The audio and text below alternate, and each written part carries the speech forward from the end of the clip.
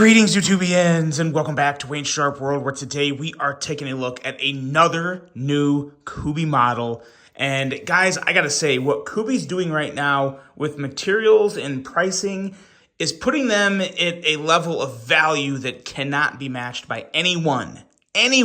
Now, I'm not saying these are the cheapest knives out there, but where they come in at the price point with the materials you're getting, I'm hard-pressed to find other knives that are a better value than some of the knives Kubey is producing. This one is none other than the Kubey Supercell.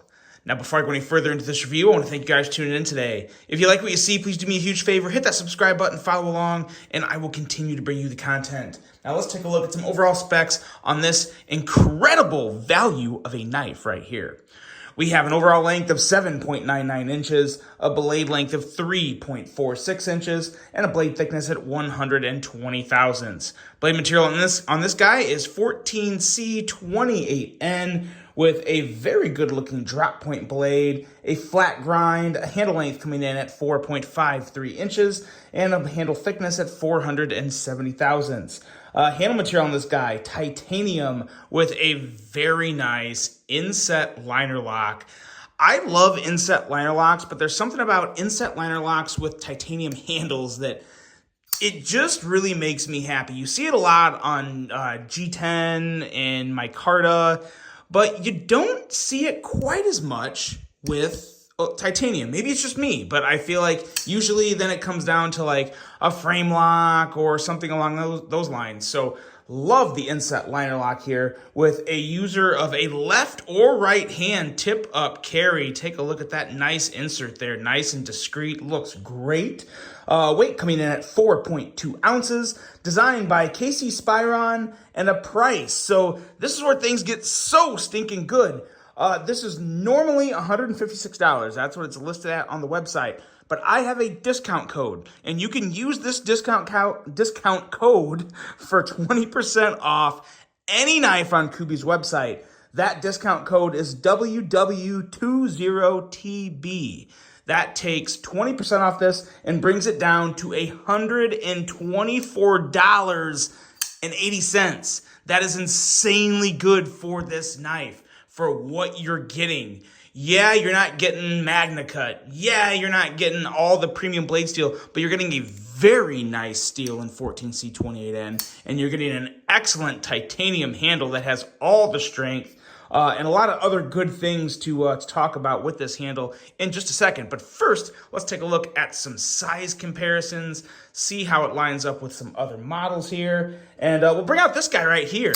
And this is, again, another amazing one, the Kubey Titaias. And keep in mind, this is listed at $125. You can get 20% off this. You can get this for right around $100 with the code I listed. And that right there are arguably the two best values in pocket knives right now. This is easily the best, and the Supercell is right there.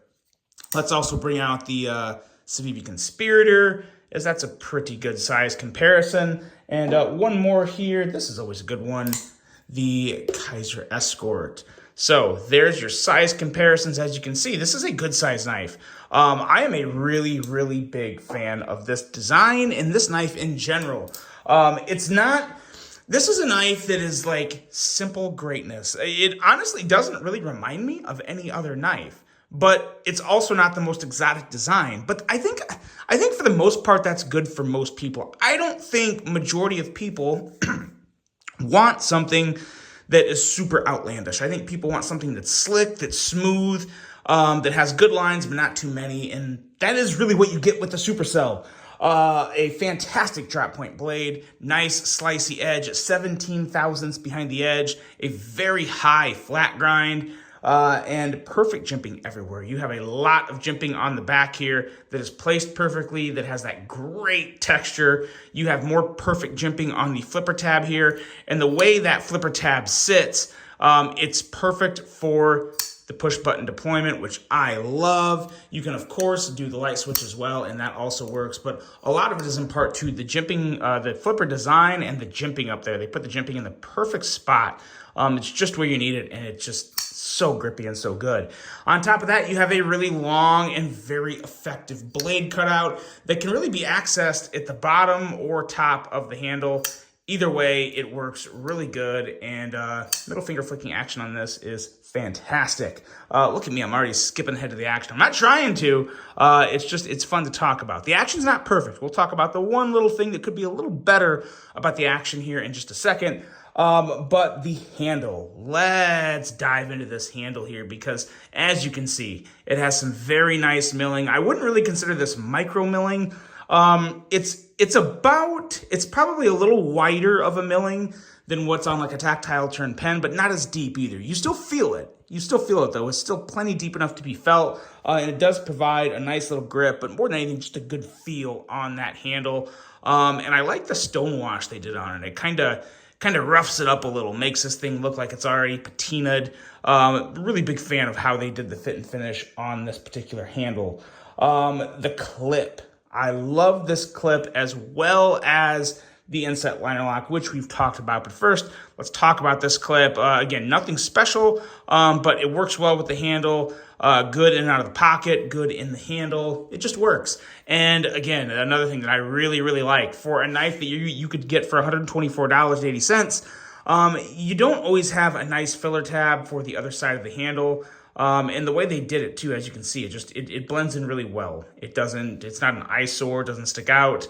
Really like what they did to make it lefty-righty compatible. And yeah, I just want to hit on this inset liner lock again, because they did a really good job of beveling up here on the outside, beveling on the inside, and it's just very, very, very easy to kick that blade out. They put a little, cut a little extra back here to just, it's just a very, very easy way to break that lock. Kind of reminds me of a Shirogorov in terms of only lock access. I'm not saying anything else. I'm just saying it's very, very easy to get in there to break that lock, and I like that a whole lot. It makes the whole user experience and operation of the knife very enjoyable.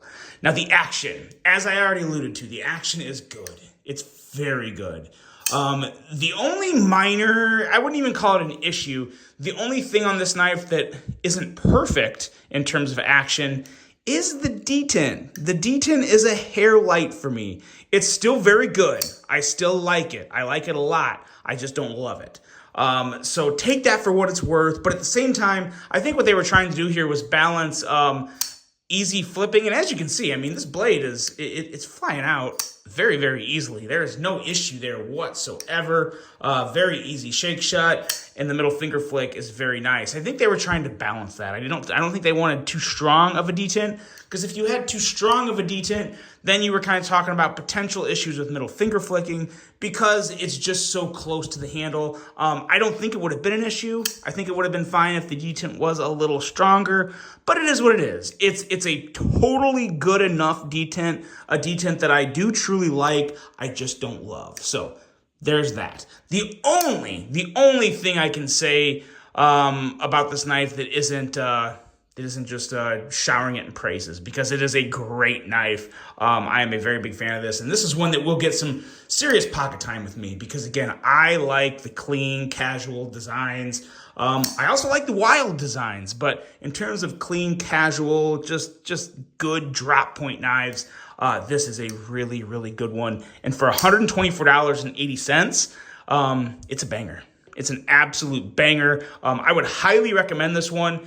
And I truly mean this, guys. It's really hard to beat the value that Kubey's offering in knives like the Supercell, as well as this Titius here. So take that for what it's worth. But if you've handled it, let me know. Oh, yeah, and of course, the redesigned pivot, how I of all people did not single that out as one of the first changes, I don't know. But there's just so much good things to look at with this knife. It's not the first thing that comes to mind. But yes, there is a new K for the Kubey pivot there. And you know what? When you're comparing it to the old and the new, I don't know if I really have a preference. I really don't care one way or the other. I think they're both okay. You know, I don't really love either one, but I don't dislike either one either. They're just kind of there as part of the branding. So yeah, new pivot logo. very cool.